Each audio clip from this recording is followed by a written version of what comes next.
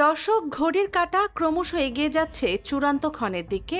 আর মাত্র কয়েক ঘন্টার অপেক্ষা। কিন্তু পশ্চিমবঙ্গের বাতাসে এখন কেবলই বারুদের গন্ধ আর এক চরম স্নায়ুযুদ্ধের উত্তেজনা। রাতের অন্ধকারে ইভিএমের ভেতরে বন্দী থাকা রায় ছিনতাই করার এক ভয়ঙ্কর এবং নজিরবিহীন ব্লুপ্রিন্ট বাস্তবায়নের চেষ্টা চলছে।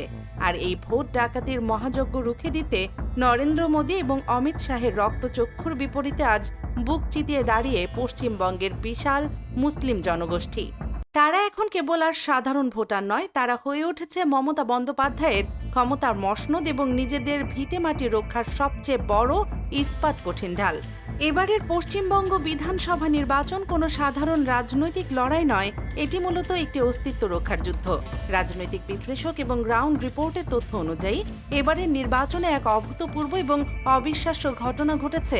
রাজ্যের প্রায় ৯৯% মুসলিম ভোট সরাসরি তৃণমূল কংগ্রেসের বাক্সে পড়েছে। কেন এই একচেটিয়া ভোট ব্যাংক? এর পেছনের কারণটি অত্যন্ত ভয়ঙ্কর এবং বাস্তব। মুসলিম সম্প্রদায় খুব ভালো করেই জানে এবারে নির্বাচনে মমতা বন্দ্যোপাধ্যায়ের পরাজয় মানেই হলো লাখো লাখো বাংলাভাষী মুসলিমের দেশ ছাড়া হওয়া, ভারত ছাড়া হওয়া। এনআরসি এবং সিএএ এর খড়গ ঝুলিয়ে আসামের মতো পশ্চিমবঙ্গেও ডিটেনশন ক্যাম্প তৈরি করার যে ছক মোদী সরকার কষেছে, তা থেকে বাঁচার একমাত্র উপায় এখন মমতাকে আবার নবান্নে বসানো। এই সমীকরণটি আরও পরিষ্কার হয়ে যায় যখন আমরা প্রার্থীর তালিকার দিকে তাকাই। অস্তিত্ব রক্ষার এই যুদ্ধে মমতা বন্দ্যোপাধ্যায় মুসলিমদের কেবল ভোট ব্যাংক হিসেবে ব্যবহার করেননি, তিনি তাদের রাজনৈতিকভাবে ক্ষমতায়ন করেছেন। যেখানে বিজেপির প্রার্থীর তালিকায় একজনও মুসলিম মুখ নেই, সেখানে মমতা বন্দ্যোপাধ্যায় এক ধাক্কায় ৪৭ জন মুসলিম প্রার্থীকে টিকিট দিয়েছেন, যা মুসলিম জনগোষ্ঠীর কাছে এই বার্তাই পৌঁছে দিয়েছে যে তৃণমূলেই তাদের একমাত্র রাজনৈতিক আশ্রয়। আর এই ৯৯% ব্ল্যাকআউট ভোটের কারণেই চরম দুশ্চিন্তা এবং অস্তিত্ব সংকটে পড়েছে মোদীর দল বিজেপি এবং তাদের সেনাপতি শুভেন্দু অধিকারী। ভোটের পার্টি গণিতে যখন বিজেপি বুঝতে পেরেছে যে মুসলিমদের এই একচেটিয়া ভোটের কারণে তাদের জয় লাভ করা গাণিতিকভাবে প্রায় অসম্ভব, ঠিক তখনই তারা ভিন্ন পথে হাঁটা শুরু করেছে।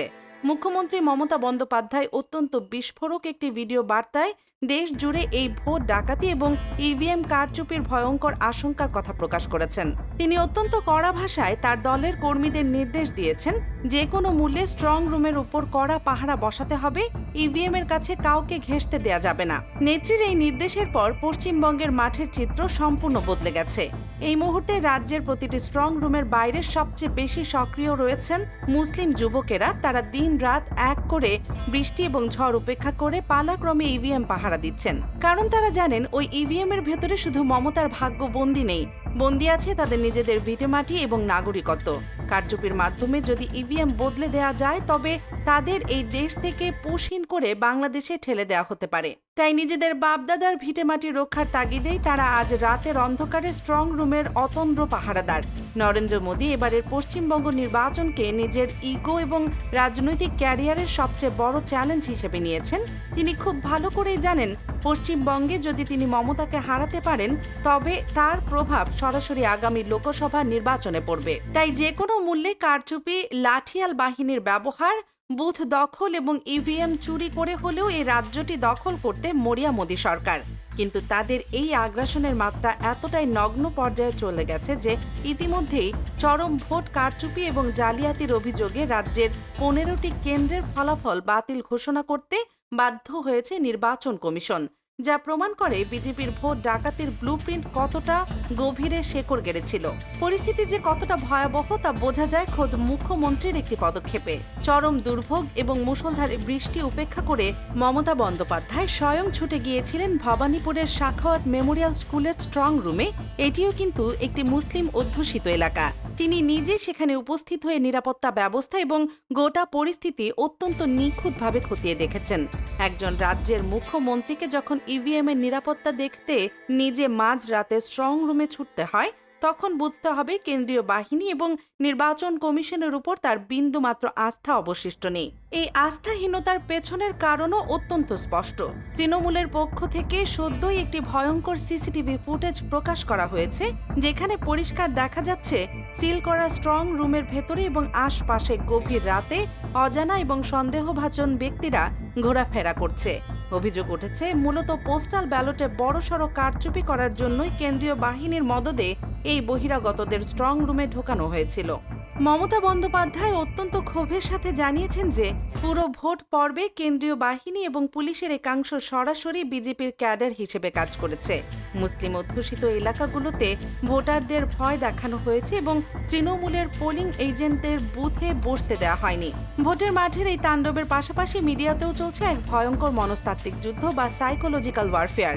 ভোট শেষ হতেই বিভিন্ন টিভি চ্যানেল যেসব বুথ ফেরত সমীক্ষা বা এক্সিট পোল দেখানো হচ্ছে তা নিয়ে রীতিমতো বোমা ফাটিয়েছেন মমতা।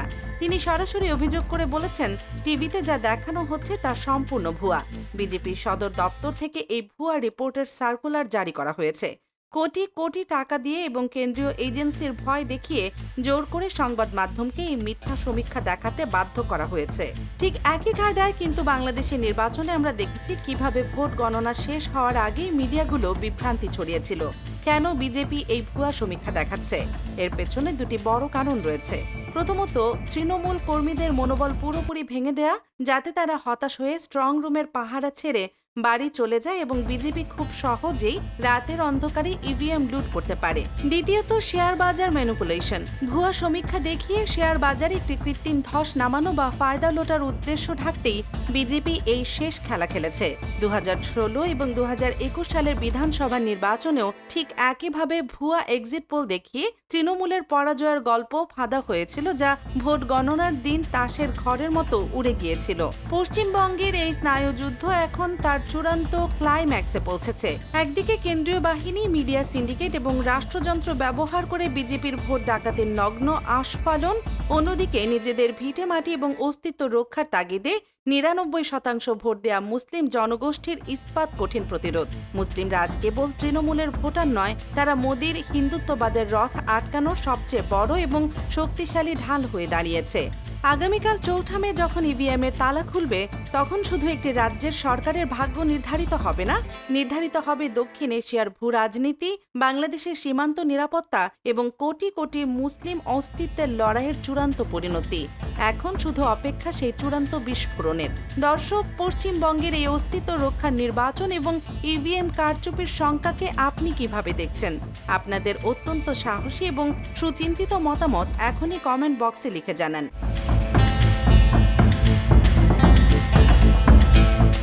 দেশের জাতীয় রাজনীতি এবং খবরের পেছনের এমন সব এক্সক্লুসিভ বিশ্লেষণ সবার আগে পেতে আপনাদের প্রিয় চ্যানেল দেশ নিউজ 24 এখনই সাবস্ক্রাইব করুন এবং বেল আইকনটি বাজিয়ে রাখুন। সত্য খবর সবার কাছে পৌঁছে দিতে ভিডিওটি বেশি বেশি শেয়ার করুন। সবাই নিরাপদ থাকবেন, দেশের উপর আস্থা রাখবেন। আল্লাহ হাফেজ।